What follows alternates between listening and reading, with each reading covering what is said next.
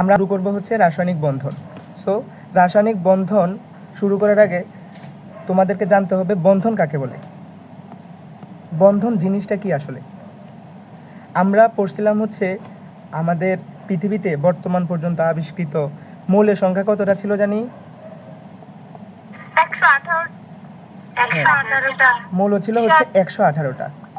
এখন 118টা এগুলা হচ্ছে মৌলগুলা দিয়ে তো পৃথিবীর সব কিছু না, তাই না? ধরো তুমি হচ্ছে আমরা লবণ খাই, লবণের মধ্যে আছে হচ্ছে সোডিয়ামও আছে আবার ক্লোরিনও আছে, অর্থাৎ সোডিয়াম এবং ক্লোরিন দুইটা মিলে তৈরি করছে হচ্ছে লবণ, সোডিয়াম ক্লোরাইড। সো এই যে দুইটা পরমাণু, দুই বা ততোধিক পরমাণু পরস্পরের সাথে যুক্ত হয়েছে, এই যুক্ত হওয়াটাকে বলা হয় হচ্ছে রাসায়নিক বন্ধন। সো তাহলে বুঝতে পারছো রাসায়নিক বন্ধন কি জিনিস? জি ভাইয়া বুঝছি। সো রাসায়নিক বন্ধনের ডেফিনেশন কি হবে? যে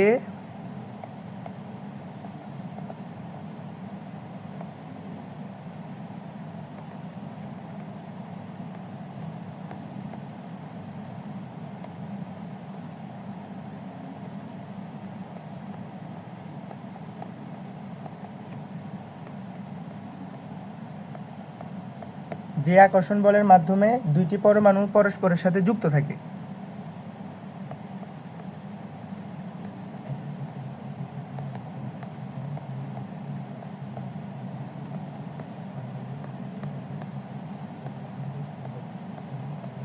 তাকে রাসায়নিক বন্ধন বলে।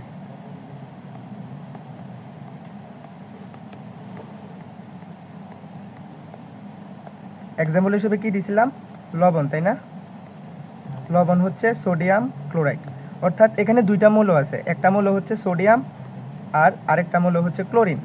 তারা কোনো না কোনো বন্ধনের মাধ্যমে পরস্পরের সাথে যুক্ত হয়ে তৈরি করছে হচ্ছে লবণ সোডিয়াম ক্লোরাইড। এটা হচ্ছে আমাদের রাসায়নিক বন্ধনের বেসিক কথাবার্তা। ক্লিয়ার এতটুকু সবার? Very good. সো রাসায়নিক বন্ধন বোঝার জন্য আমাদেরকে একটা ইম্পর্টেন্ট জিনিস আগে জানতে হবে, সেটার নাম হচ্ছে যোজ্যতা ইলেকট্রন। সো টপিকের নাম হচ্ছে যোজ্যতা ইলেকট্রন। তোমরা ইলেকট্রন বিন্যাস পারো সবাই? সো তাহলে আমরা প্রথমে একটা মৌল দিয়ে শুরু করি, সোডিয়াম। সোডিয়ামের পারমাণবিক সংখ্যা হচ্ছে 11। 11 পারমাণবিক সংখ্যা বিশিষ্ট সোডিয়ামের ইলেকট্রন বিন্যাস করলে পাবা হচ্ছে 1s2 2s2 2p6 3s1, তাই না? এখন তুমি আমাকে বলো সোডিয়ামের সর্বশেষ প্রধান শক্তিস্তর কোনটা? তৃতীয় শক্তিস্তর। তৃতীয় শক্তিস্তরে এখানে ইলেকট্রন আছে কয়টা? একটা। আবার তুমি ক্লোরিনের কথা চিন্তা করো, যার পারমাণবিক সংখ্যা হচ্ছে 17। ইলেকট্রন বিন্যাস করলে হবে হচ্ছে 1s2 2s2 2p6 3s2 3p5, right? তারও সর্বশেষ প্রধান শক্তিস্তর হচ্ছে তৃতীয় প্রধান শক্তিস্তর। তৃতীয় প্রধান শক্তিস্তরে সর্বমোট ইলেকট্রন কয়টা আছে? এখানে আছে 2টা, এখানে আছে 5টা। সো টোটাল সর্বশেষ প্রধান শক্তিস্তরে ইলেকট্রন আছে হচ্ছে 7টা, রাইট? এখন যোজ্যতা ইলেকট্রন হচ্ছে কোনো মৌলের ইলেকট্রন বিন্যাসে সর্বশেষ প্রধান শক্তিস্তরে যে সংখ্যক ইলেকট্রন থাকে তার সংখ্যাকে বলা হয় হচ্ছে যোজ্যতা ইলেকট্রন। তাহলে তুমি আমাকে বলো সোডিয়ামের জন্য যোজ্যতা ইলেকট্রন কত?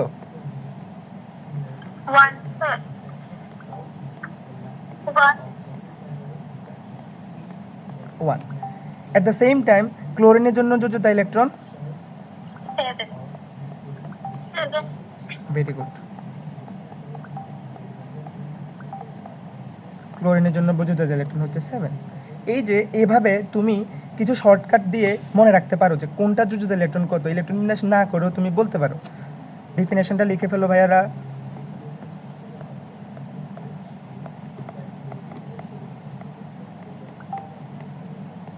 যোজ্যতা ইলেকট্রন কাকে বলে? কোনো মৌলের ইলেকট্রন বিন্যাসে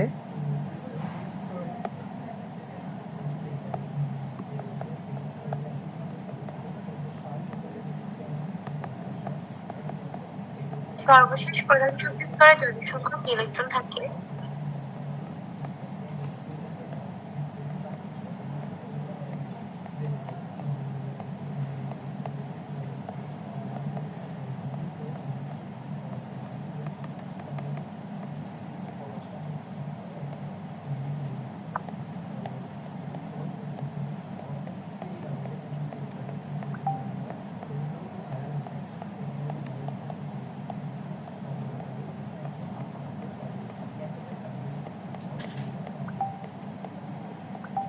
ক্লিয়ার না? Very good.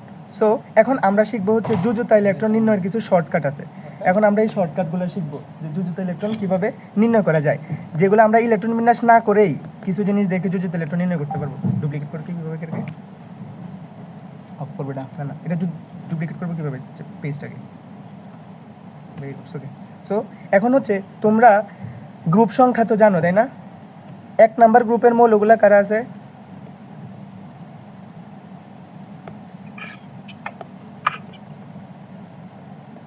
গ্রুপ 1, গ্রুপ 1-এর যে মৌলগুলো আছে মৌলগুলো হচ্ছে hydrogen, lithium, sodium, potassium, caesium, francium. Okay okay okay, very good. So এই যে মৌলগুলা 1 নাম্বার গ্রুপে যে মৌলগুলা তাদের যোজ্যতা ইলেকট্রন হবে 1।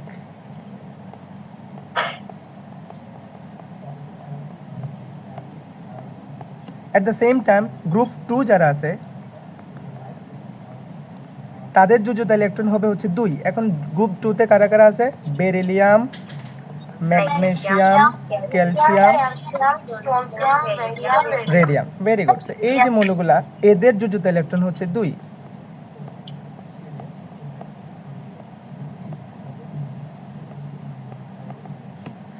এভাবে তুমি যদি গ্রুপ 13-এ যাও, অর্থাৎ পি উপশক্তি স্তরে যাদের ইলেকট্রনগুলো যায় তাদের মধ্যে যাও, তা আরেকটা আছে হচ্ছে গ্রুপ 13, তাই না? তুমি আমাকে একটু মনে করার চেষ্টা করো, গ্রুপ 13-তে অ্যালুমিনিয়াম আছে না? রাইট। সো পি উপশক্তি স্তর যাদের লাস্টে মানে সর্বশেষ ইলেকট্রনটা যাদের পি উপশক্তি স্তরে যায় এরকম গ্রুপ আছে হচ্ছে গ্রুপ 13 একটা আছে, যেখানে আছে হচ্ছে অ্যালুমিনিয়াম আর বাকি মৌলগুলা, তাদের যোজ্যতা ইলেকট্রন হবে 3। এভাবে গ্রুপ 14-এর জন্য হবে হচ্ছে 4, গ্রুপ 15-এর জন্য হবে হচ্ছে 5, গ্রুপ 16-এর জন্য হবে হচ্ছে 6, আর গ্রুপ 17, গ্রুপ 17-এর মৌলগুলো তোমরা চেনো। এই মাইক অফ করো। গ্রুপ 17-এর মৌলগুলো তোমরা চেনো। গ্রুপ 17-এর মৌলগুলো হচ্ছে এদেরকে একসাথে কি বলে? হ্যালোজেন বলে। Very good. এই হ্যালোজেন মৌলগুলার যোজ্যতা ইলেকট্রন হবে 7। ক্লিয়ার? Very good. সো তোমরা যোজ্যতা ইলেকট্রন সম্পর্কে তোমাদের কনসেপ্ট ক্লিয়ার হয়েছে না? বুঝি নাই। না না না ভাইয়া, যোজ্যতা ইলেকট্রন সেম কথা না। হ্যাঁ, যোজনী আর টপিকের নাম হচ্ছে যোজনী। যোজনীর আরেক নাম কি? যোজনীর আরেক নাম হচ্ছে যোজ্যতা, যেটাকে ইংরেজিতে বলা হয় হচ্ছে ভ্যালেন্সি। ক্লিয়ার? এখন একটু আগে আমরা পড়ছি হচ্ছে যোজ্যতা ইলেকট্রন, যেটা ছিল সর্বশেষ প্রধান শক্তি স্তরের ইলেকট্রন সংখ্যা। আর যোজনী হচ্ছে একটা পরমাণু, ধরো তোমার কাছে আছে হচ্ছে হাইড্রোজেন। হাইড্রোজেন তো চাইলেই 4টা অক্সিজেনের সাথে যুক্ত হইতে পারবে না। প্রত্যেকটা পরমাণুর কতটা অন্য একটা পরমাণুর সাথে যুক্ত হইতে পারবে তার একটা লিমিটেশনস আছে, তাই না? হ্যাঁ, যুক্ত হওয়ার সামর্থ্য আছে। ও তো ফর এক্সাম্পল আমি তোমাকে বললাম যে ক্লোরিন, একটা ক্লোরিন তো চাইলেই 7টা অন্য কোনো পরমাণুর সাথে যুক্ত হয়ে যেতে পারবে না। তাদের সবার যুক্ত হওয়ার জন্য একটা আলাদা লিমিটেশনস আছে। এই যে লিমিটেশনস মানে যোগ্যতা, এই যোগ্যতা অথবা ক্ষমতাকে বলা হয় হচ্ছে যোজনী। অর্থাৎ আমরা ফর্ম করতে চাচ্ছি হচ্ছে অণু।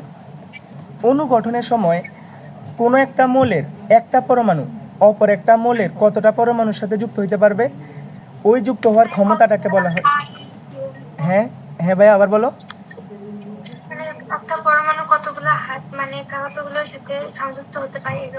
হ্যাঁ, কতটা পরমাণুর সাথে যুক্ত হইতে পারে তাকে বলা হয়েছে তার যোজ্যতা। এক্সাম্পল হিসেবে চিন্তা করো কার্বন। কার্বনের এটাকে আমরা হাত হিসাবে চিন্তা করি, বুঝতে পারছো?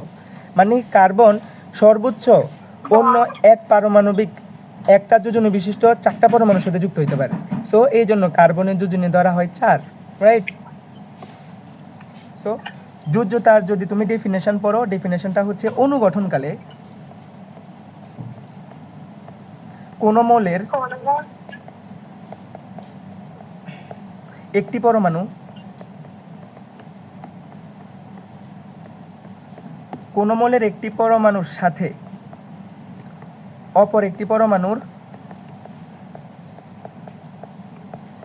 যুক্ত হওয়ার ক্ষমতাকে যুক্ত হওয়ার ক্ষমতাকে বলা হয় হচ্ছে যোজ্যতা। সরি,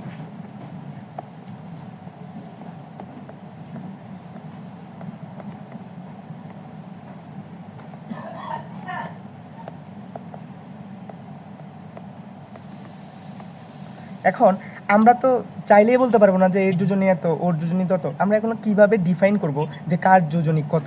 এটার জন্য প্রথমে আমি তোমাকে একটা শর্টকাট শেখাচ্ছি, পরবর্তীতে হচ্ছে অ্যাকচুয়ালটা বলতেছি। শর্টকাট শর্টকাট হচ্ছে, আমরা একটু আগে যোজ্যতা ইলেকট্রন পড়ে আসছি না, যে সকল পরমাণুর যোজ্যতা ইলেকট্রন 1, 2, 3, 4 তাদের যোজ্যতা ইলেকট্রন যত যোজনীয় তত। বুঝা গেছে?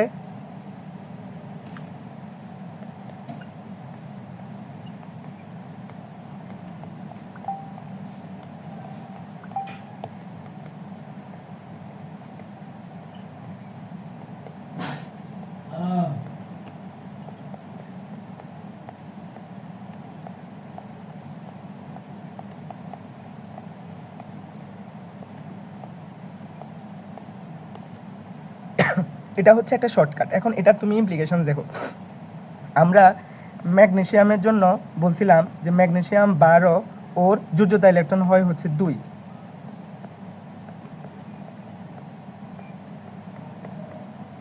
তুমি চাইলে বের করতে পারো।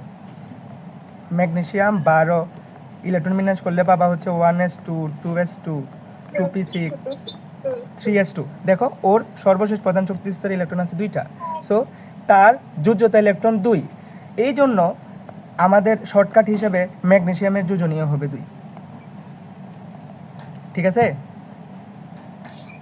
আবার তুমি এরকম সেম একটা ধরো যে কার্বনের পারমাণবিক সংখ্যা হচ্ছে 6।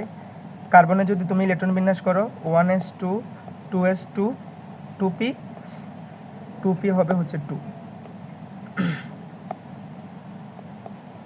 2p2। দেখো ওর প্রধান শক্তি স্তর হচ্ছে সর্বশেষ প্রধান শক্তি স্তর হচ্ছে 2, আর দ্বিতীয় প্রধান শক্তি স্তরে ইলেকট্রন আছে হচ্ছে 4টা, সো তার যোজ্যতা ইলেকট্রন হচ্ছে 4।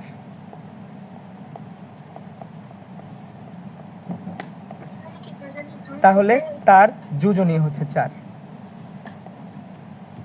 মাথায় ঢুকছে? এতটুকু বোঝা গেছে? এখন কার্বন হচ্ছে আরো একটা যোজনী প্রদর্শন করে 2। এটা আমি একটু তোমাকে পরে দেখাচ্ছি, যে পরিবর্তনশীল যোজনী বলে একটা কথা আছে, এটা আমি তোমাকে একটু পরে দেখাচ্ছি। এটা হচ্ছে শর্টকাট 1 ছিল, এখন আসো হচ্ছে শর্টকাট 2। এটা হচ্ছে যাদের, জি বলো। এই কথাটা আবার একটু রিপিট করা যাবে? হ্যাঁ, রিপিট করা যাবে। আমি বলছিল কি যে যাদের সর্বশেষ প্রধান শক্তি স্তরে 1টা, 2টা, 3টা অথবা 4টা, অর্থাৎ যাদের যোজ্যতা ইলেকট্রন হচ্ছে 1 থেকে 4, তাদের যোজ্যতা ইলেকট্রন সংখ্যা এবং যোজনী সেম। মাথায় ঢুকছে? বুঝতে পারছো? So very good. এটা ছিল হচ্ছে আমাদের প্রথম শর্টকাট। 2 নাম্বার শর্টকাট হচ্ছে, আমরা কিন্তু দুজনে কিন্তু 3 হইতে পারে, 5 হইতে পারে, 6 হইতে পারে, 7, 8 এগুলোও হইতে পারে। এখন যাদের যোজনী 5, যোজ্যতা ইলেকট্রন 5, 6, 7, 8, 8 যোজ্যতা বিশিষ্ট যারা আছে তারা কোনো যোজনী প্রদর্শন করে না।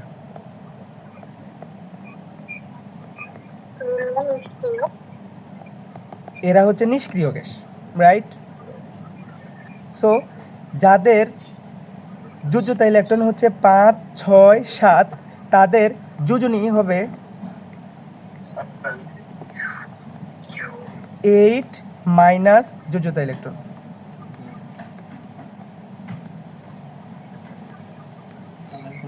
বুঝতে পারছো? এখন এটার এক্সাম্পল দেখো। চলো আমরা এটার একটা এক্সাম্পল দেখি। এটার একটা এক্সাম্পল শুরু করো। ধরো আমাদের একটু আগে আমরা দেখছিলাম হচ্ছে ক্লোরিনের পারমাণবিক সংখ্যা হচ্ছে 17। ইলেকট্রন বিন্যাস করলে 1s2, 2s2, 2p6, 3s2, 3p5, অর্থাৎ তার সর্বশেষ প্রধান শক্তি স্তর হচ্ছে 3 এবং 3 নাম্বার প্রধান শক্তি স্তরে ইলেকট্রন আছে হচ্ছে 7টা, সো তার যোজ্যতা ইলেকট্রন হচ্ছে 7। সো ভাইয়া একটু ভাইয়া আসতে ভাইয়া, তুমি মাইকটা অফ করো। সো ভাইয়া, যাদের যোজ্যতা ইলেকট্রন আমি বলছি 5, 6, 7, তাদের যোজনী হবে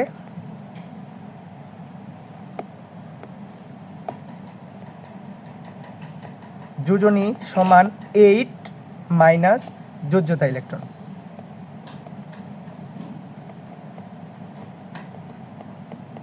ঠিক আছে না ভাইয়া? সো তাহলে তুমি 8 মাইনাস তার যোজ্যতা ইলেকট্রন 7 করলে তার যোজনী আছে 1। সো কি হইল? ক্লোরিনের যোজনী হচ্ছে 1।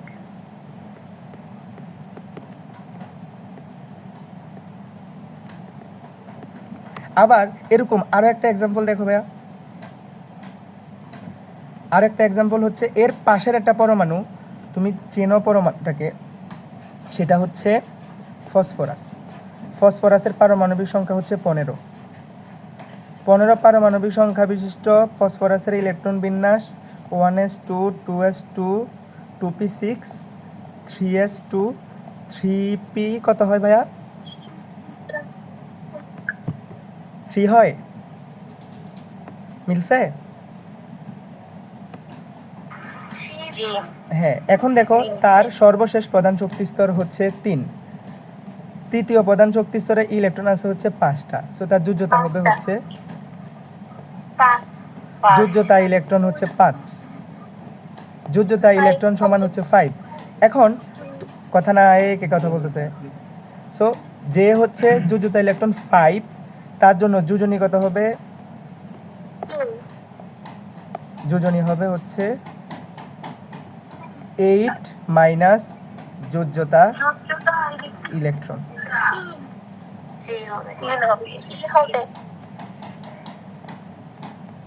এখন তুমি মিলাই দেখো, ফসফেটের একটা যোজনী আছে হচ্ছে 3। আমরা আরো দেখাবো যে এগুলা হচ্ছে একাধিক যোজনী প্রদর্শন করে। সো এতটুকু তোমাদের ক্লিয়ার হয়েছে? সো আমাদের পরমাণুগুলার মধ্যে 118টা পরমাণুর মধ্যে প্রথম পরমাণু হচ্ছে হাইড্রোজেন, যার ইলেকট্রন বিন্যাস হচ্ছে 1s1, মানে তার যোজ্যতা ইলেকট্রনও 1 এবং শক্তি আছে হচ্ছে 1s। হাইড্রোজেনের যোজনীকে 1 ধরে বাকি পরমাণুগুলার যোজনী হিসাব করা হয়। বুঝতে পারছো? এটা হচ্ছে প্রথম রুল। ক্লিয়ার এতটুকু? আচ্ছা, রিপিট করতেছি। প্রথম পরমাণু, আমাদের পর্যায় সারণীর প্রথম পরমাণু হচ্ছে হাইড্রোজেন। হাইড্রোজেনের ইলেকট্রন বিন্যাসে হয় হচ্ছে 1s1, অর্থাৎ তার যোজ্যতা ইলেকট্রন আছে হচ্ছে 1টা, সো তার যোজনী আমাদের শর্টকাট হিসাবেও 1। আবার আমাদের কেমিস্টরা ডিফাইন করার জন্য বলা হয়েছে কি, হাইড্রোজেনের যোজনীকে 1 ধরে। এখন আমরা হাইড্রোজেনের সাথে অন্য পরমাণু কতটা যুক্ত হয় ওইটার বেসিস করে অন্যান্য পরমাণুর যোজনী নির্ণয় করব। সো হাইড্রোজেনের যোজনী 1। এখন আমরা একটা পরমাণুর যৌগ লিখি CH4, নাম শুনছো এটার? মিথেন। এখন তুমি আমাকে বলো কার্বন কয়টা হাইড্রোজেনের সাথে যুক্ত হয়েছে? 4টা। সো এখন হ্যাঁ, ভেরি গুড 4টা হাইড্রোজেনের সাথে যুক্ত হয়েছে। সো কার্বনের যোজনী হবে হাইড্রোজেনের যোজনী গুণ হাইড্রোজেন এর পরমাণু সংখ্যা। তাহলে 4 হবে। সো তাহলে তুমি যদি লেখো তাহলে হাইড্রোজেনের যোজনী 1 আর পরমাণু যুক্ত আছে 4টা, সো যোজনী হবে 4। এতটুকু ক্লিয়ার ভাইয়া? আবার সেম ভাবে আরেকটা চিন্তা করো হচ্ছে পানি, H2O, পানি। এখানে অক্সিজেনের যোজনী কত হবে তাহলে? 2। হাইড্রোজেনের যোজনী ক্রস পরমাণু 1। হাইড্রোজেনের যোজনী 1 আর পরমাণু সংখ্যা আছে 2টা, সো 2। সো অক্সিজেনের যোজনী আমরা পেয়ে গেলাম 2। আবার সেকেন্ড লতে আসি। সেকেন্ড হচ্ছে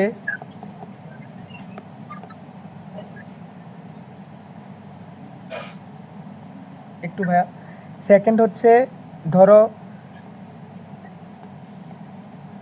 নিয়ম 2।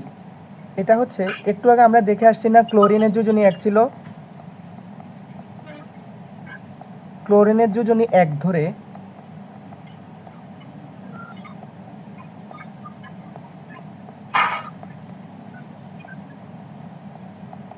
তার সাথে যুক্ত পরমাণুর যোজনী হিসাব। এটা কিভাবে করা হয়? যেহেতু সেম হাইড্রোজেনের মতোই ক্লোরিনের যোজনী ছিল 1, ক্লোরিনের যোজনী 1, ক্লোরিনের সাথে যতটা অন্য পরমাণু আছে তত দিয়ে গুণ করলে হয়ে যাবে হচ্ছে ওই পরমাণুর যোজনী। ক্লিয়ার? এক্সাম্পল দেখো একটা, ধরো অ্যালুমিনিয়াম ক্লোরাইড, অ্যালুমিনিয়াম ক্লোরাইডের সংকেত হচ্ছে এটা, ঠিক আছে? এখানে ভাইয়া, হ্যাঁ বলো। যোজনী কি যৌগমূলকের উপর ভিত্তি করে কি ডিফারেন্স হতে পারে? হ্যাঁ, যোগের উপর একটু পরে আমরা দেখব যে যোজনী হচ্ছে একাধিকও হইতে পারে, ঠিক আছে? সো এটাতে আসো, অ্যালুমিনিয়ামের যোজনী কত হবে? অ্যালুমিনিয়ামের যোজনী হবে ক্লোরিনের যোজনী ক্রস ক্লোরিনের পরমাণু সংখ্যা। ক্লোরিনের যোজনী হচ্ছে 1, আর হাইড্রোজেনের ক্লোরিনের এখানে পরমাণু আছে হচ্ছে 3টা, সো হবে হচ্ছে 3টা। বুঝা গেছে ভাইয়া? Very good. সো এরকমভাবে তোমাদেরকে আমি একটা কাজ দিচ্ছি, তোমরা হচ্ছে এগুলা SW করে সাবমিট করবা। তোমরা হচ্ছে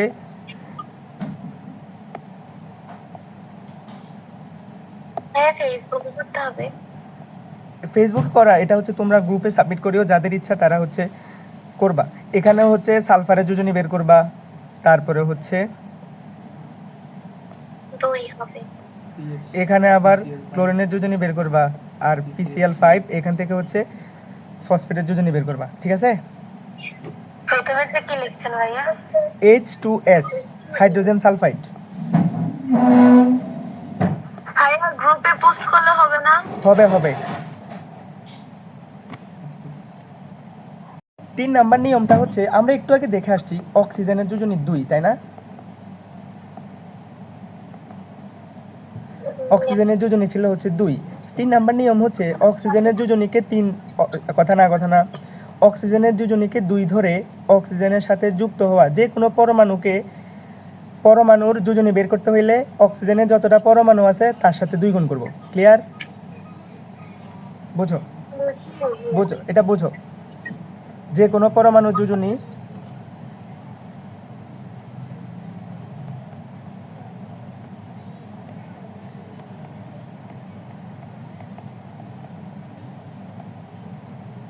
ইকুয়াল অক্সিজেনের পরমাণু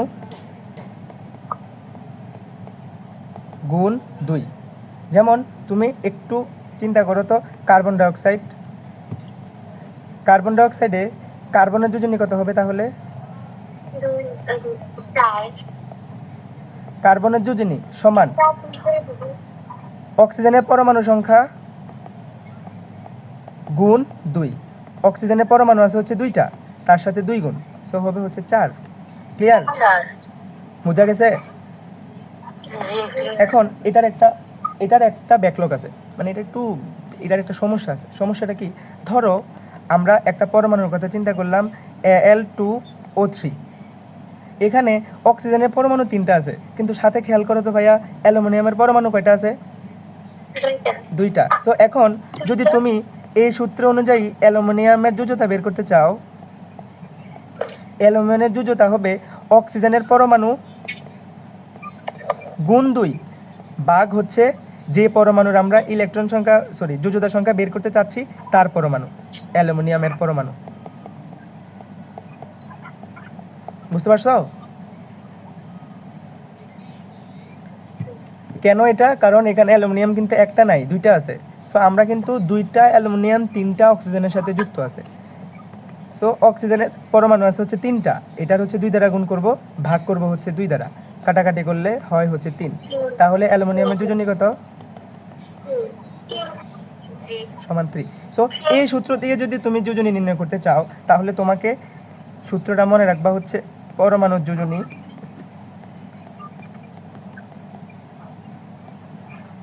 সমান অক্সিজেনের যোজনী গুণ পরমাণু সংখ্যা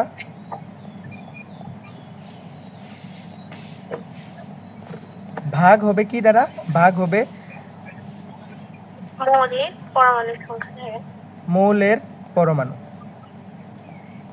ক্লিয়ার ভাইয়া? পরিবর্তনশীল যোজনী।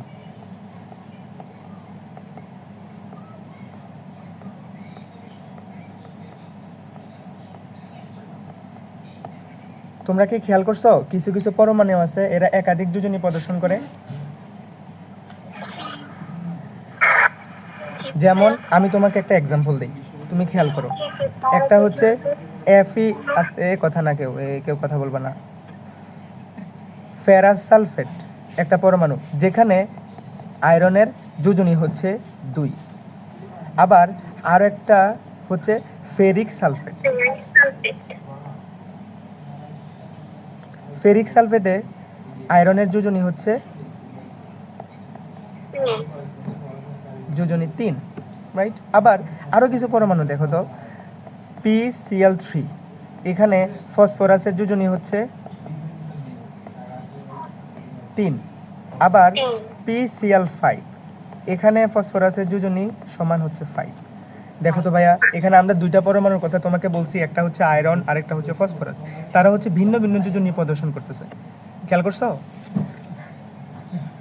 তো এই যে জিনিসটা, অর্থাৎ কিছু কিছু পরমাণু আছে যারা হচ্ছে একাধিক যোজনী প্রদর্শন করে। একাধিক যোজনী প্রদর্শন করে যে সকল পরমাণু, মানে যে সকল মৌলের একাধিক যোজনী থাকে, ওই সকল মৌল যোজনীকে বলা হয় হচ্ছে পরিবর্তনশীল যোজনী। সো ডেফিনেশন কি হবে বলো তো?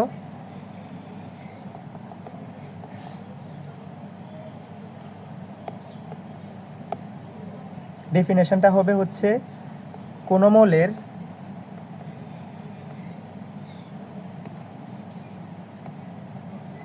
একাধিক যোজনী থাকলে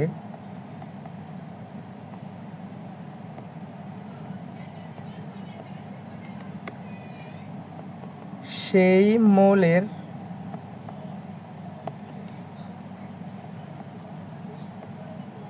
যোজনীকে পরিবর্তনশীল যোজনী বলে।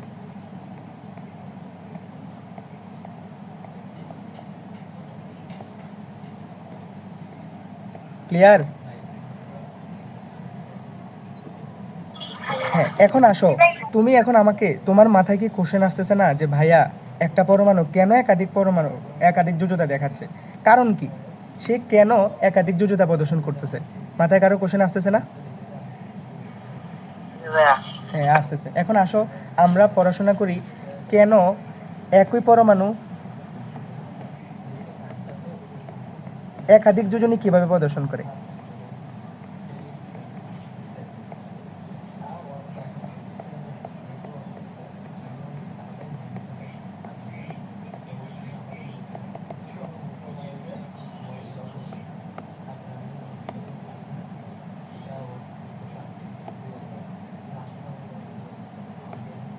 তোমরা হচ্ছে এটা বুঝার আগে একটা ছোট্ট ইনফো জেনে রাখো যোজনী সম্পর্কে। সেটা হচ্ছে কোনো পরমাণুর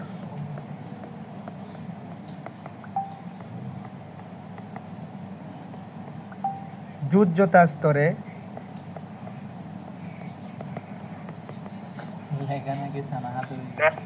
বিজোড় ইলেকট্রন কি, আচ্ছা সুন্দর করবো, লেখা বুঝতে পারতেছো না? আচ্ছা আমি সুন্দর করে লিখতেছি, ডাক্তার তো, বুঝতেছো? কোন পরমাণুর যোজ্যতা স্তরে বিজোড় ইলেকট্রন অথবা অযুগ্ম ইলেকট্রন, আমি একটু তাড়াতাড়ি লিখতেছি তো।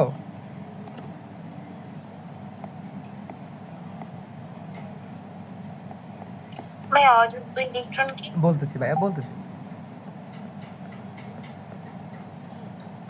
সংখ্যা তার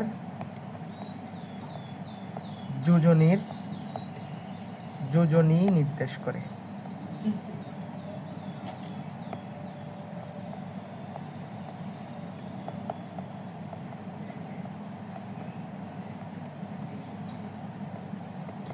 এখন এই যে ও একটা কোশ্চেন করে ফেলছে যে তাহলে অযুগ্ম ইলেকট্রন কি। সো এটা বোঝার জন্য আমরা তাহলে আসো শুরু করি। অযুগ্ম ইলেকট্রন,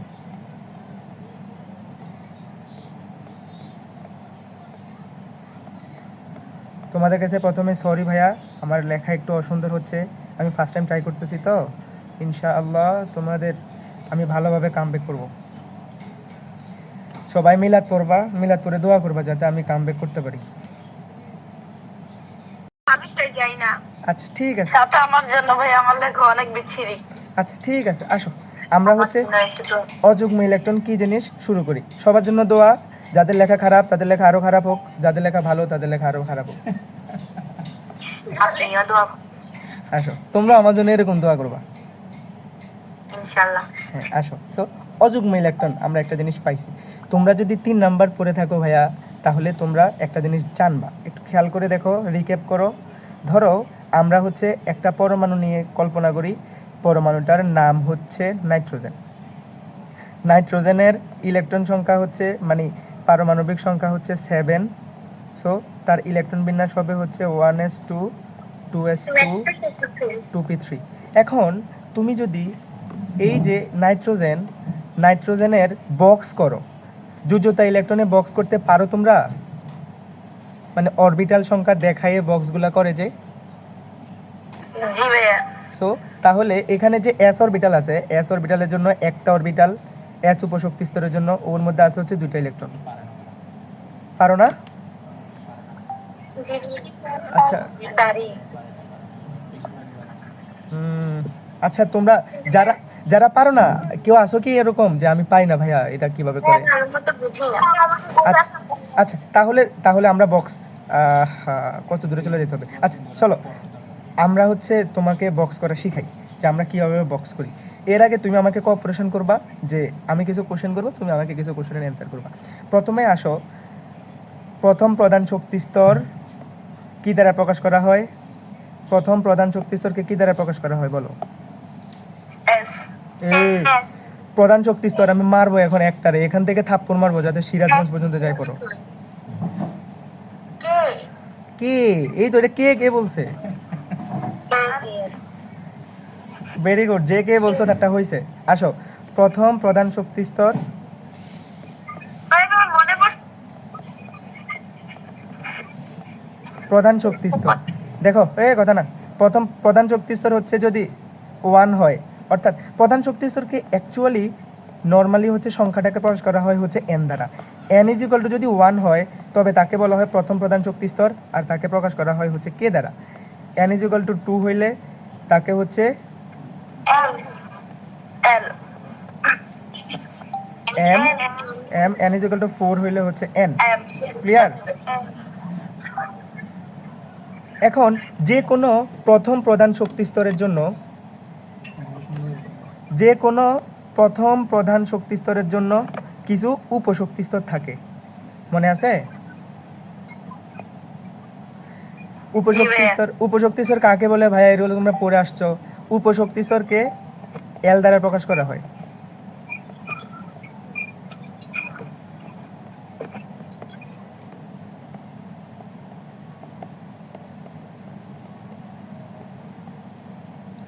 এবং যে কোনো একটা প্রধান শক্তি স্তর এন এর জন্য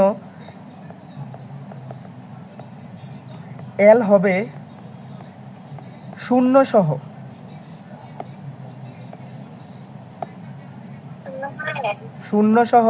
n -1 পর্যন্ত। ঠিক আছে? সো এই ক্রাইটেরিয়া যদি ফলো করো তাহলে তুমি পাবা n = 1 হলে l এর মান কত হবে? n -1, n থেকে 1 মাইনাস করলে কত আসে? 0।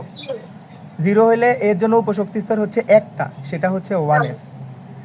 n = 2 হলে l = 0 1 0 1, 0 জন্য হচ্ছে l = এই আস্তে আস্তে কথা না শোনো শোনো শোনো, তাহলে আচ্ছা বুঝতে পারছি, তোমরা এটাও বোঝো নাই।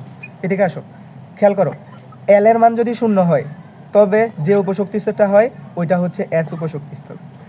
এল = যদি 1 হয় সেটাকে যে উপশক্তি স্তর দ্বারা প্রকাশ করা হয় সেটা হচ্ছে পি উপশক্তি স্তর। এল = 3 হইলে উপশক্তি স্তর হচ্ছে ডি, আর এল = 4 হইলে উপশক্তি স্তর হচ্ছে এফ। এখন শোনো কথা না, এটা কিভাবে আসছে আমি বলি। নামগুলা কই থেকে আসছে? এস মানে শার্প, পি মানে হচ্ছে প্রিন্সিপাল, ডি মানে হচ্ছে ডিফিউজড, আর এফ হচ্ছে ফান্ডামেন্টাল। মনে থাকবে? রিক্যাপ করবে এগুলো 3 নাম্বার চ্যাপ্টারে পড়া। এখন আসো ভাই আরেকবার বলেন। আচ্ছা, এস মানে হচ্ছে শার্প, এস এইচ, সেকেন্ড ভাইয়া। আচ্ছা বাইরে লিখে দিচ্ছি, শার্প। আর পি হচ্ছে মানে প্রিন্সিপাল, প্রিন্সিপাল। তারপর আসো হচ্ছে কি আছে ডি, তাই না? ডি মানে হচ্ছে ডিফিউজড, এফ থেকে ফান্ডামেন্টাল। এফ মানে ফান্ডামেন্টাল। এফ মানে হচ্ছে fundamental.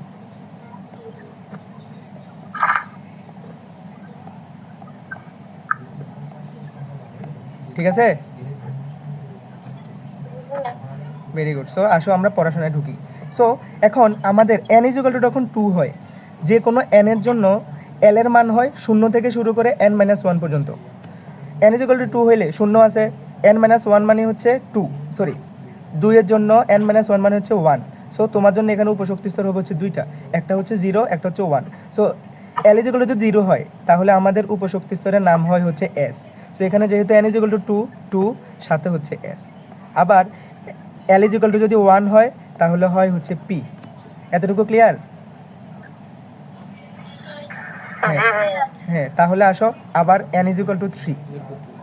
N is equal two 3 হলে তুমি আমাকে বলো এল এর মান কত কত হবে? 0, 1, 2। সো তাহলে আমাদের উপশক্তি স্তর সংখ্যা হবে হচ্ছে 3s। তে এখানে প্রধান শক্তি স্তর হচ্ছে 3, তাহলে তুমি 2s কেন বলো? 3s, 3s, 3p, 3d। So n is equal to 4 হলে কি হবে? এটা হচ্ছে HW। 0, 1, 2, 3। আচ্ছা ঠিক আছে, এটা হচ্ছে তোমরা ওই যে HW যেগুলো দিছি এগুলোর সাথে সাবমিট করবা। 40। এতটুকু ক্লিয়ার হয়েছে? গ্রুপে দেওয়া হবে না? দেয়া হবে, দেয়া হবে। আসা হচ্ছে পড়াশোনায়। এখন আমরা এতটুকু তো শিখলাম, এখন যে কোনো একটা উপশক্তি স্তরে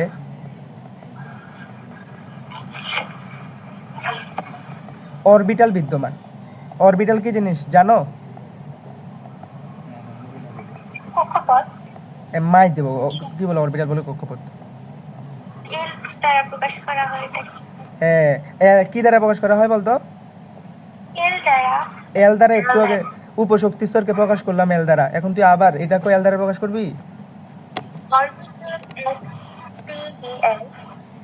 এসপিডিএফ তো হচ্ছে কি এসপি, ও দাঁড়াও, তাহলে তোমাদের আগে কনফিউশন দূর করি।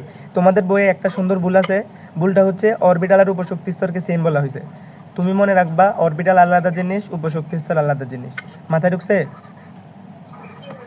এখন আসো উপশক্তি স্তর তোমাদের বইয়ে এক বলা আছে, কিন্তু এটা এক না, এটা একটু ভুল আছে। একই বলা আছে ভাইয়া, সত্যি। কোথায়? বোরের পরমাণু মডেলে যখন অরবিটাল আর উপশক্তি স্তর একই বলা আছে। হ্যাঁ এটা ভুল, আমি বলছি এটা ভুল আছে, তার মানে তুমি ধরে নাও এটা ভুল আছে। আচ্ছা এখন আসো অরবিটাল। অরবিটাল পরীক্ষা আনসার ওটা দেখাবা, তোমার খাবা। অরবিটাল তুমি কোশ্চেন দেখে বুঝতে হবে কি অরবিটাল চাইছে না উপশক্তি চাইছে। আমরা যখন প্রবলেম সলভ করব তখন বিষয়টা আরো ক্লিয়ার হবে। আসো, উপশক্তি স্তরের মধ্যে থাকে হচ্ছে অরবিটাল। অরবিটাল কেমন? বিষয়টা হচ্ছে প্রত্যেকটা উপশক্তি স্তরে ইলেকট্রন ধারণ ক্ষমতা কত এটা তোমরা জানো। যেমন উপশক্তি স্তর এস এর জন্য সর্বোচ্চ ইলেকট্রন ধারণ ক্ষমতা 2, পি এর জন্য 6, ডি এর জন্য 10, এফ এর জন্য হচ্ছে 14, এগুলো তোমরা জানো। এখন প্রত্যেকটা উপশক্তি স্তরে ইলেকট্রনগুলো হচ্ছে উপবৃত্তাকার কক্ষপথে ঘোরে, মানে এইরকম কক্ষপথে ঘোরে। প্রত্যেকটা উপবৃত্তাকার কক্ষপথে ইলেকট্রন ঘোরে হচ্ছে 2টা করে। বুঝতে পারছো? মানে প্রত্যেকটা উপবৃত্তাকার কক্ষপথে ইলেকট্রন থাকে হচ্ছে 2টা। সো ইলেকট্রন ঘুরবে হচ্ছে 2টা করে। এখন তুমি আমাকে বলো এস উপশক্তি স্তরে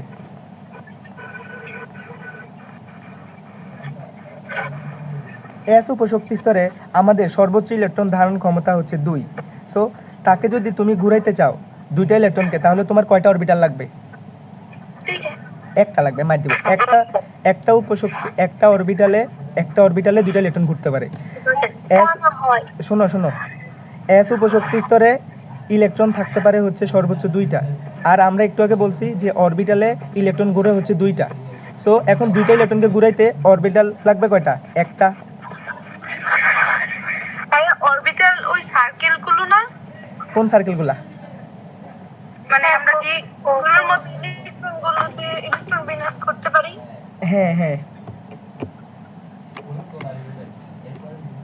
আসো পরবর্তী পরে আসো।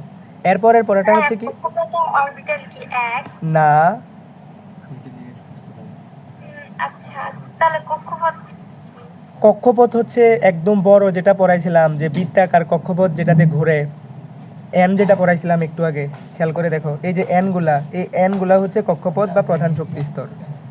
এখানে ইলেকট্রন থাকে কয়টা সেটা হচ্ছে তোমরা 3 নম্বর চ্যাপ্টারে পড়ে আসছিলা, আমি জাস্ট একটু রিক্যাপ করতে আসছিলাম এখানে। করছি, কিন্তু হচ্ছে আমি কক্ষপথ আর অরবিটাল আর উপশক্তি স্তর তিনটাই এক জানি এখন পর্যন্ত। না না, তিনটা ডিফারেন্ট। এতক্ষণ কি পড়াচ্ছি?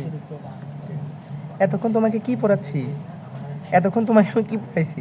উপশক্তি স্তর হচ্ছে, ক্লাস শুধু তিনটার একটু সংজ্ঞা ভিন্ন করে দিন অ্যাটলিস্ট। আচ্ছা ঠিক আছে, আমি এগুলা 3 নম্বর চ্যাপ্টারে পড়া, এগুলো আবার সুন্দর করে যদি কখনো সময় হয় পড়াই দিব। আসো, প্রধান শক্তি স্তর ছিল হচ্ছে বৃত্তাকার কক্ষপথ, উপশক্তি স্তর ছিল হচ্ছে উপবৃত্তাকার, অরবিটাল হচ্ছে উপশক্তি স্তরগুলোতে ইলেকট্রনগুলা জোড়ায় জোড়ায় উল্টা পথে ঘুরে, অর্থাৎ একটা ইলেকট্রন যদি এদিকে ঘুরে অপর ইলেকট্রনটা ঘুরে হচ্ছে তার অপোজিট ডাইরেকশনে। মাথায় ঢুকছে?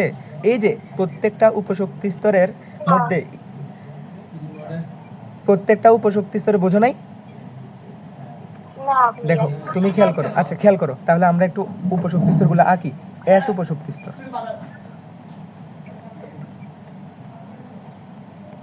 এস উপশক্তি স্তর, এটা দেখতে কেমন? এস উপশক্তি স্তরটা দেখতে হচ্ছে এরকম গোল।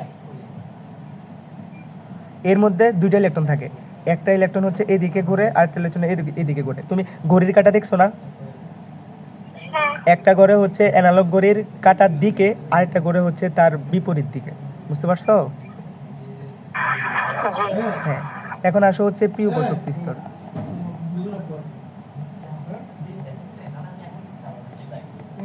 পি উপশক্তি স্তরটা দেখতে কেমন? পি উপশক্তি স্তরের মধ্যে আমি একটু আগে তোমাকে বলছিলাম ভাইয়া বলো তো, যে প্রত্যেকটা উপশক্তি স্তরের একটা উপবৃত্তাকার কক্ষপথে সর্বোচ্চ কয়টা ইলেকট্রন ঘুরে? দুইটা। এখন ত্রিমাত্রিক যে কোনো একটা, হ্যাঁ হয়েছে, বুঝতে পারছি, ত্রিমাত্রিক যে কোনো একটা স্পেস চিন্তা করো। এটা আমি কিন্তু তোমাকে ত্রিমাত্রিক আঁকতে পারি নাই, আমি যেটা আঁকতেছি এটা হচ্ছে 2 মাত্রিক। ঠিক আছে? তুমি চিন্তা করবো যে তোমার ঘরের যে কোণা আছে কার্নিশ, ঘরের কার্নিশের দিকে চিন্তা করো, ওইটা হচ্ছে ত্রিমাত্রিক। এখন একটা ইলেকট্রন ঘুরে হচ্ছে এইভাবে, এই উপবৃত্তাকার কক্ষপথে ঘুরে হচ্ছে একটা ইলেকট্রন, আরেকটা ইলেকট্রন ঘুরে হচ্ছে এইভাবে, মানে আরেক জোড়া ইলেকট্রন ঘুরে হচ্ছে এইভাবে, দুইটা হচ্ছে একটা আরেকটার সাথে 90 ডিগ্রি, এগুলোর সাথেও 90 ডিগ্রি অ্যাঙ্গেলে ঘুরে হচ্ছে আরও একটা ইলেকট্রন, এরকমভাবে। বুঝতে পারছো? ফিল করাইতে, আমি তোমাকে ফিল করাইতে পারতেছি না। তুমি চিন্তা করো হচ্ছে এস উপর, এটা হচ্ছে ধরো হচ্ছে একটা 2 ডাইমেনশনাল স্পেস, মানে দুইটা অক্ষ আছে এটার, একটা হচ্ছে দৈর্ঘ্য একটা হচ্ছে প্রস্থ। হ্যাঁ বলো। আমরা যে ডায়াগ্রাম পদ্ধতিতে ইলেকট্রন বিন্যাস করি ওখানে যে কক্ষপথ ওগুলোই কক্ষপথ না, ওগুলো ডায়াগ্রাম পদ্ধতিতে যেটা করি ওইটা হচ্ছে অরবিটাল। বুঝতে পারছো? আচ্ছা তোমরা এখানে ইলেকট্রনগুলো লিখি সেটা হচ্ছে অরবিটাল। হ্যাঁ হ্যাঁ, বইয়ের মধ্যে যেটা লিখি 1s2, না না না, ওইটা হচ্ছে প্রধান শক্তি স্তর লিখি। তুমি আমার কথাটা একটু শেষ করতে দাও। দেখো ধরো একটা, এটা হচ্ছে এক্স, এক্স অক্ষ বরাবর দুইটা ইলেকট্রন ঘুরতেছে, একটা ইলেকট্রন ঘুরতেছে হচ্ছে ঘড়ির কাঁটার দিকে, আরেকটা ইলেকট্রন ঘুরতেছে হচ্ছে ঘড়ির কাঁটার অপোজিটে। এখন বুঝতে পারছো? এরকম, বুঝি নাই কি বলছো? এসপি, আস্তে আস্তে, এসপিডিএফ এগুলা হচ্ছে অ্যাকচুয়ালি উপশক্তি স্তর। বুঝতে পারছো?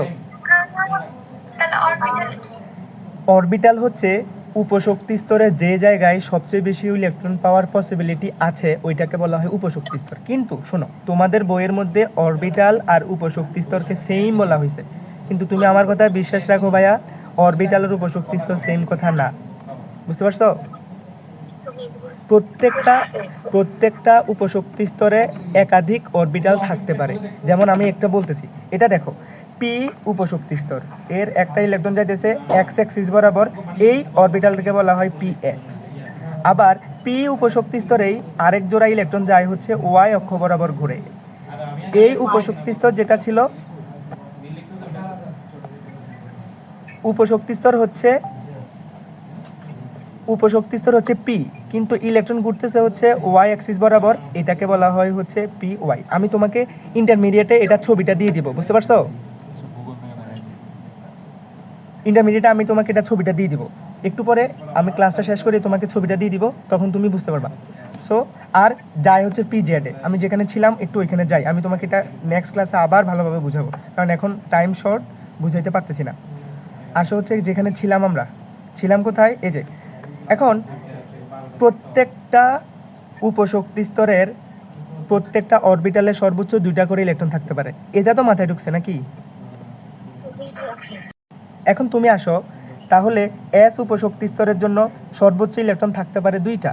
সো এর জন্য তোমার অরবিটাল লাগবে হচ্ছে একটা অরবিটাল। পি উপশক্তি স্তরে তোমার ইলেকট্রন থাকতে পারে 6টা। এখন তুমি যদি জোড়া জোড়ায় রাখতে চাও, তোমার 3টা অরবিটাল লাগবে না?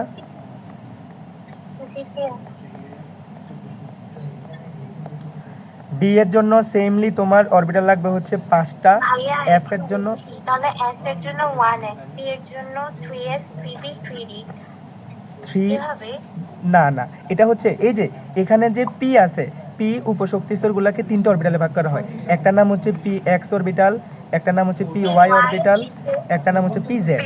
আর ডি এর জন্য হচ্ছে 5টা অরবিটাল, তাই না ভাইয়া? 5টা অরবিটালকে সুন্দর সুন্দর নাম আছে, একটার নাম হচ্ছে ডি এক্স ওয়াই, একটা নাম হচ্ছে ডি ওয়াই জেড, একটা নাম হচ্ছে জি জেড এক্স, আরেকটা নাম হচ্ছে d x square y square, আরেকটা হচ্ছে ডি জেড স্কোয়ার। বুঝা গেছে ভাইয়া? জি ভাই, এখন এই যে নামগুলা, এই যে নামগুলো আলাদা আলাদা হয়ে গেছে। এখন আসো আমরা একটা পরমাণুর ইলেকট্রন বিন্যাস করতেছিলাম, ওইটাতে যাই। আজকের জন্য লাস্ট টপিক আমরা পড়তেছিলাম হচ্ছে নাইট্রোজেন পরমাণুর ইলেকট্রন বিন্যাস। নাইট্রোজেন ছিল হচ্ছে 7, 1s2, 2s2, 2p3। দেখো ওর কথা না, এস উপশক্তি স্তরে অরবিটাল হচ্ছে একটা, সো আমরা একটা বক্স করব। একটা বক্সে এখানে ইলেকট্রন আছে 2টা, একটা দিব হচ্ছে উপরের দিকের স্পিনে, একটা দিব নিচের দিকের স্পিনে। কেন ভাইয়া? আমি বলছিলাম যে অরবিটাল সমূহ হতে ইলেকট্রনগুলো হচ্ছে বিপরীত দিকে চলে, অর্থাৎ একটা যদি ঘড়ির কাঁটার দিকে ঘুরে, অপরটা ঘুরে হচ্ছে ঘড়ির কাঁটার বিপরীত দিকে। এখন আসো হচ্ছে 2p অরবিটালের জন্য, এখানে উপশক্তি স্তরে 3টা অরবিটাল না, সো আমরা 3টা বক্স করব, 3টা বক্স করব প্রত্যেকটা। এখন কিভাবে ইলেকট্রনগুলো প্রবেশ করবে মনে রাখবা, ইলেকট্রনগুলো চায় সর্বোচ্চ বিজোড় সংখ্যকভাবে থাকতে, অর্থাৎ তুমি যদি এখানে 3টা ইলেকট্রনকে ঢুকাইতে চাও, তুমি চাইবা যে এখানে দ্বারা জানে সর্বোচ্চ বিজোড় সংখ্যক থাকতে পারে। কিভাবে সর্বোচ্চ বিজোড় সংখ্যক থাকবে? প্রত্যেকটাতে একটা একটা করে ঢুকাও। প্রথমে হচ্ছে প্রত্যেক অরবিটালে একটা একটা করে ইলেকট্রন উপরের মুখী স্পিনে, উপরের দিকে হয়ে একটা একটা ঢুকবে, এটাকে বলা হয় ঊর্ধ্বমুখী স্পিন। বুঝা গেছে? এই যে ভেরি গুড। আবার একটু পরে আসো, নাইট্রোজেনের পরে আসে হচ্ছে অক্সিজেন। অক্সিজেনের পারমাণবিক সংখ্যা হচ্ছে 8, 1s2, 2, 2s2, 2p4। এখন আসো, এটাতে ইলেকট্রন হচ্ছে 1s এর মধ্যে ইলেকট্রন হচ্ছে 2টা, 2s এর জন্য আছে হচ্ছে একটা ইলেকট্রন যাবে হচ্ছে 2টা। এটাতে বুঝার আছে, খেয়াল করে একটু, এটার মধ্যে 4টা ইলেকট্রন। সো আমরা কি বলছি, প্রথমে উপরের দিকের স্পিনে একটা একটা করে ইলেকট্রন যাবে। দেখো প্রথমে উপরের দিকের স্পিনে একটা একটা করে ইলেকট্রন গেল, এখন আরো একটা ইলেকট্রন বাকি আছে না, এটা তুমি যে কোনোটাই ঢুকাইতে পারবা। সো আমরা হচ্ছে প্রথমটায় নিম্নমুখী স্পিনে দেই, এটাকে বলা হয় ঊর্ধ্বমুখী স্পিন,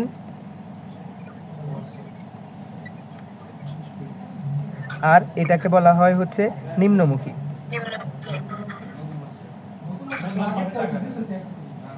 বুঝা গেছে?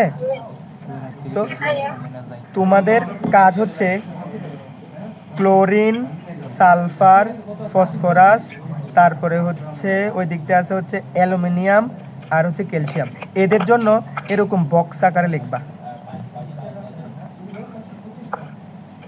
এটাও কি চক্র ভাইয়া?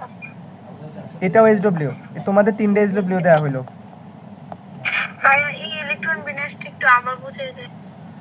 এই ইলেকট্রন বিন্যাসটা দেখো, তোমার হচ্ছে ছিল কি, প্রথমে আমরা ইলেকট্রন বিন্যাসটা লিখছি, একটু আগে আমরা পড়ে আসছি যে পি উপশক্তি স্তরে অরবিটাল সংখ্যা হচ্ছে 3টা, এস উপশক্তি স্তরে অরবিটাল সংখ্যা হচ্ছে 1টা। সো একটা অরবিটাল সংখ্যার জন্য আমরা একটা বক্স করব।